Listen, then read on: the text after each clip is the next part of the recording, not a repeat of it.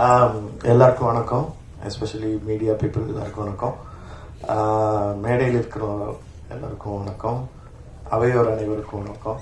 ஏன்னா இதை ஏன் சொல்கிறேன்னா, அவங்க அனுமதி என்கிட்ட கேட்டாங்க, வேதியிலேன்னு மலையாளத்தில் சொல்லுவோம் மேடையில் இருக்கிறவங்கள, அப்புறம் சதஸ்ன்னு சொல்லுவோம், இதுக்கு தமிழில் என்ன ஒன்று, மேடையில் இருப்பவர்களுக்கும் அவையோருக்கும் அப்படி யோசிச்சுட்டு வேணாம் நான் தமிழ் வேற ஏதாவது பேசிக்கிறேன்.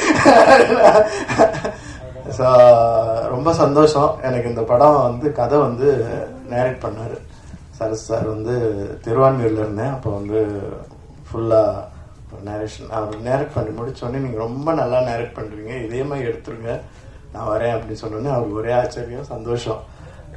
நல்ல ஒரு நேரேஷன் கேட்டேன். ஒரு கதையை வந்து ஒரு ஈஸியாக அவர் பட்டு சொன்னார். அப்புறம் வந்து அவருக்கு கிடைச்ச மாதிரி பெண்மணி, அந்த கண்மணி எல்லாருக்கும் கிடைச்சிட்டாங்கன்னா எல்லாரும் அதிர்ஷ்டசாலிகள் தான். ஏன்னா முக்காவாசி கோடம்பாக்கம் வந்து சர்வைவ் ஆகிறது, கோடம்பாக்கத்துக்கு வந்த டைரக்டர் சர்வைவ் ஆகிறது அவங்களுடைய ஒய்ஃபான இல்லை ரிலேஷன்ஷிப்பில் இருந்தாலோ இல்லை லவர்ஸ் தானே, அவங்க வேலைக்கு போய் தன் கணவனுடைய எதிர்காலத்தை அவங்களுடைய ட்ரீமை வந்து இப்போ ஃபுல்ஃபில் பண்ணுறதுக்காக நிறைய பேர் அப்படி தான் இருக்கிறாங்க. நான் பார்த்துருக்கேன், நிறைய நியூ டைரக்டர்ஸோடைய ஒய்ஃப் எல்லாம் அவங்க வேலைக்கு போவாங்க, இவங்க கதை எழுதுவாங்க. ஆனால் இங்கே வந்து கண்மணி வந்து ப்ரொடியூசராகவே மாறிட்டாங்க. அந்த மாதிரி யாருக்காவது கிடைச்சா ரொம்ப சந்தோஷம். ஸோ அவங்க பேசினது எனக்கு ரொம்ப சந்தோஷமாகவும் இருந்துச்சு, ஆச்சரியமாகவும் இருந்துச்சு. ரொம்ப ஃப்ளூயண்ட்டாக அவங்க பாட்டுக்கு வந்து கடன்னு ஒரு பேப்பர் வச்சுட்டு லிஸ்ட் வச்சுட்டு பேசிட்டு எல்லாரையும் விடாமல் அந்த ப்ரொஃபஷனலிசம் எனக்கு ரொம்ப பிடிச்சிருந்துச்சு. ஸோ அவங்களும் அப்படிதான். ஆனால் எனக்கு என்னன்னா, ஒவ்வொரு தடவையும் அவங்கள பார்த்துட்டு என்ன பார்ப்பாங்க, அவங்களுக்கு வந்து படம் நல்லா வந்திருக்குங்கிறது அவங்க மூஞ்சிலே தெரிஞ்சிடும். அப்பா எனக்கும் அப்பாடி சந்தோஷம்.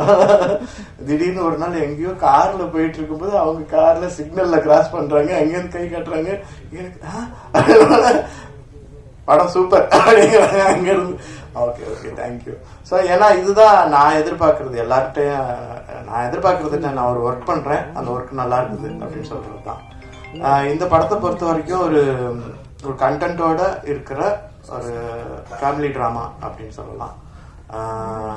ரொம்ப அழகாக வந்திருக்குது. இதில் இன்ட்ரடியூஸ் ஆகியிருக்கிற சாய்க்கும் நாயனா சாய்க்கும், சாய் விக்கி என்னுடைய வாழ்த்துக்கள். அவங்களுடைய எதிர்கால சினிமா கனவுகள் வந்து மென்மேலும் வளரணும். அப்புறம் விஸ்வா அர்ச்சனா ஜோடிக்கும் என்னுடைய வாழ்த்துக்கள். அனுமல் பற்றி நான் சொல்லவே வேண்டியதில்லை.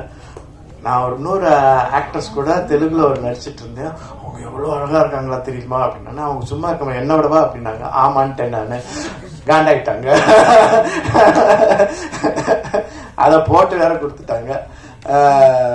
ஸோ ஒரு படம் வந்து ஒர்க் பண்ணும்போது அந்த படத்துல வந்து எந்தவித நம்ம படத்துல இருக்கிறோம் அப்படிங்கிற ஒரு நினைவே இல்லாம தான் நாங்க ஒரு டீமா அதுல வேலை பார்த்தோம். இது எல்லாம் நடக்கிறதுக்கு முக்கியமான காரணம் சூர்யா அவர் தான். அவருக்கு ரொம்ப நன்றி சொல்லிக்கிறேன். பிளஸ் இந்த படத்தினுடைய எடிட்டர், அவருக்கு வந்து என்னுடைய பெரிய நன்றி. ஏன்னா இந்த படம் வந்து எடிட்டிங்ல நிறைய நல்லா இருக்குது, அது நான் எனக்கு ஆச்சரியமாகவும் இருந்துச்சு. அப்புறம் அந்த விழாவின் நாயகன் கே சார், எனக்கு வந்து அவர் ரொம்ப பிடிக்கும். ஏன்னா அவருக்கு காரைக்குடி எங்க இருக்குன்னு தான் தெரியாது, கேட்டா தெரியாது. மியூசிக்ல ஏதாவது கேட்டா கண்டிப்பா சொல்லுவாரு. ரிவர் ஸ்டுடியோன்னு ஒன்று வச்சுட்டு அவருக்குன்னு ஒரு குரூப் வச்சுட்டு எப்போதும் வேறு வேலை பார்த்துட்டே இருப்பாரு. எப்போ பார்த்தாலும் மியூசிக் தான். அவங்க வீட்டில் பிஸ்கட்னு ஒரு நாய்க்குட்டி ஒன்று இருக்குது. அவங்களுடைய பிள்ளை மாதிரி அது. ரெண்டு பேரும் அவங்க ஃபேமிலி எல்லாம் அவங்களுடைய ஸ்டுடியோக்கெல்லாம் போனால் நமக்கு ஒரு பரவாயில்லையே அப்படிங்கிற மாதிரி ஒரு நல்ல ஒரு வைப் கிடைக்கும் நமக்கு. ஸோ இந்த படம் ரொம்ப ரொம்ப நல்லா வந்திருக்குது. பாரிஸ்லலாம் போய் ஷூட் பண்ணியிருக்கோம் கஷ்டப்பட்டு நாங்கள் ஒரு வாரத்துக்கு. ஸோ நீங்கள் இந்த படத்தை வந்து ஆடியன்ஸ் கிட்ட கூட்டு போய் சேர்த்து நல்லபடியாக ஜெயிக்க வைக்கணும்னு ஆசைப்பட்றேன். நான் யார் பேரையும் சொல்லணும்னா மன்னிச்சுக்கோங்க. எஸ்பெஷலி புதுசாக வந்த ப்ரொடியூசர்ஸ். அவன் அண்ணன் பேசினார்ல, அவருடைய பேச்சு, அந்த வெள்ளிந்தியான பேச்சு வந்து ரொம்ப அழகாக இருந்துச்சு. அவர் பாட்டுக்கு ஃப்ளோவாக, எங்களுக்கு என்னங்க தெரியும், எனக்கு ஒன்றும் தெரியாது, புதுசு இப்போ தான் பார்க்குறோம் அப்படின்னு. சினிமாவில் பார்த்தது நேரில் பார்க்குறோம், அது ரொம்ப ஆச்சரியமாக இருக்குது. எங்களுக்கு சினிமா முகம் எப்படின்னா, எங்கள் வீட்டு பக்கத்தில் ஒருத்தர் கதிர்னு, கதிர் உங்கள் வீட்டு பக்கத்துல இருந்தாரு, அவ்வளோ பெரிய ஆளுங்களா நீங்க. சும்மா சாதாரணமா சொல்லிட்டீங்களே. ஸோ அப்புறம் முக்கியமா மென்ஷன் பண்ண வேண்டியது இங்க விக்னேஷன் சொல்லிட்டு விக்கின்னு ஒரு அசிஸ்டன்ட் டைரக்டர் இந்த படத்துல நடிச்சிருக்கிறாரு. ரொம்ப நல்லா நடிச்சான். எனக்கு வந்து ஆச்சரியமா இருந்துச்சு. அந்த கேரக்டர் பண்றதுக்காக அவன் ஹோம்ஒர்க்கு, அவன் பாட்டு கேரக்டர்லயே வேற இருப்பான். இவன் யாரு அவன் நமக்கு போட்டியா வந்துட்டு இருக்கிறானே, நம்ம உட்காருங்க நம்ம வேலைக்கு எதுவும் பண்ணிடுவானா. ரொம்ப மிஞ்சி போனா ஒரு 3 சீன் தான் வந்திருப்பான். ஆனா ரொம்ப நல்ல ஆக்டிங். எனக்கு நீ வந்து ஆக்டிங்ல கரியரா நீ கான்சென்ட்ரேட் பண்ணலாம். அந்த அளவுக்கு ஏன்னா எல்லாருமே நல்லா நடிச்சாங்க. ஆனா என்னன்னா இது என்ன வேலை எப்படின்னு சொல்லிட்டு அந்த வேலையை உள்ள புகுந்து அதுலயே யோசிச்சே இருந்து அதை பண்றது ரொம்ப கஷ்டம். அந்த முயற்சி வந்து எனக்கு ரொம்ப பிடிச்சிருந்துச்சு. ஆனா ஸ்கிரீன்ல பார்க்கும்போது ரொம்ப நல்லா இருந்துச்சு. அது ஒரு கஷ்டமான ரோல், அவ்வளவு ஈஸியான ரோல் கிடையாது. ஸோ உன்னுடைய எதிர்காலம் சினிமா மேல இருந்துச்சுன்னா அதுக்கு எனக்கு வாழ்த்துக்கள். ஆனா நீ அப்படி யோசிக்கிறியான்னு என்னன்னு தெரியல. சரி, பாத்துக்கலாம். ஸோ அப்புறம் வேற யாரு?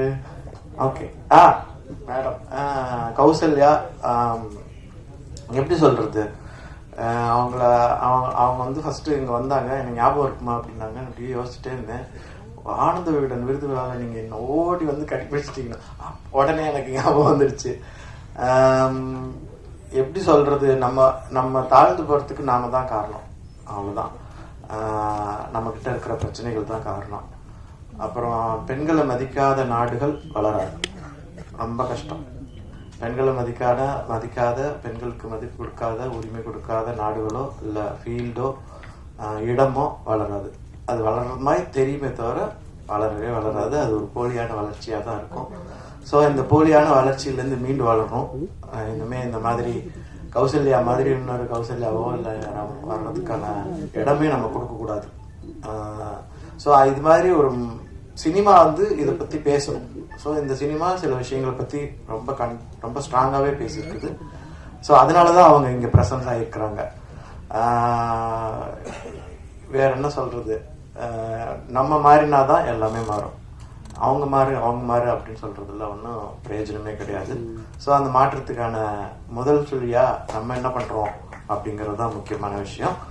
ஸோ மீடியா இந்த மாதிரி படத்தை ரொம்ப சப்போர்ட் பண்ணாதான் அடுத்தடுத்து நம்ம என்ன பண்றதுன்னு அடுத்து நிறைய பேர் வருவாங்க.